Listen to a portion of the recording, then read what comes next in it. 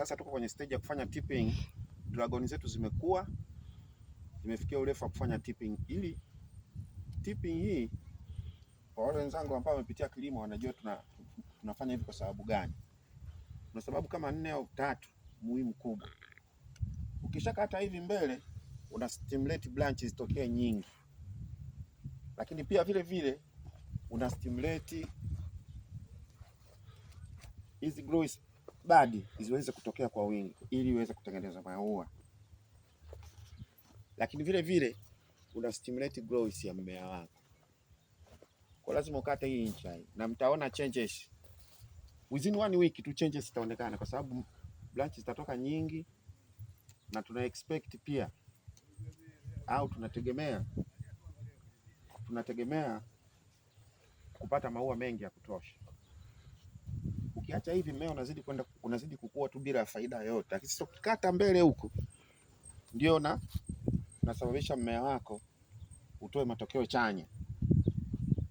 Kwa hiyo mtaona leo tunafanya hivi, lakini nitaonyesha video baada ya wiki 2, mtaona changes ambayo itaonekana, itakuwa ni changes kubwa sana, na maua na hizi branches zitakuwa zimekomaa, na tunategemea mvua soon itakuwa imefika. Basi kuna uhakika mkubwa sana wa kutokea maua mengi. Hapa hakuna uchawi, ni science tu, ni science.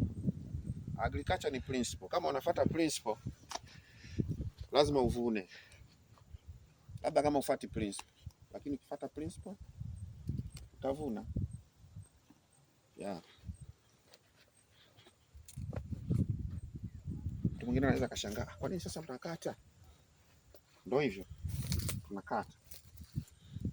Na hapa tuna expect kesho ua letu hili linachanua, nyuki wanakuja kufanya pollination. Wakishindwa nyuki kufanya pollination, tutafanya sisi wenyewe pollination, mechanical pollination. Tutapollinate wenyewe kwa kutumia brush.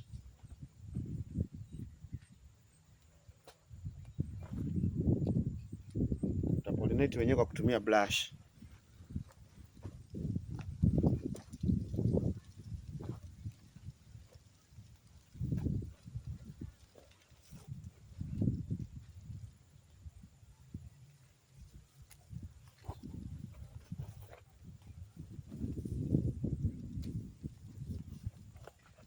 Huu ni mkasi special ambao unatumika kwa ajili ya pruning, tipping.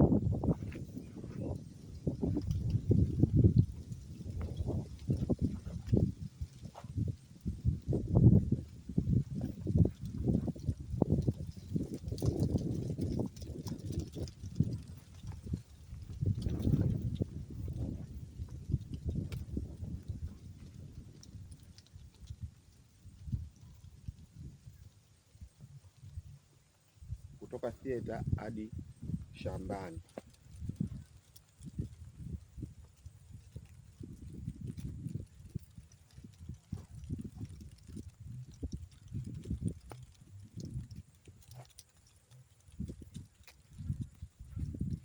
Asante sana Tom.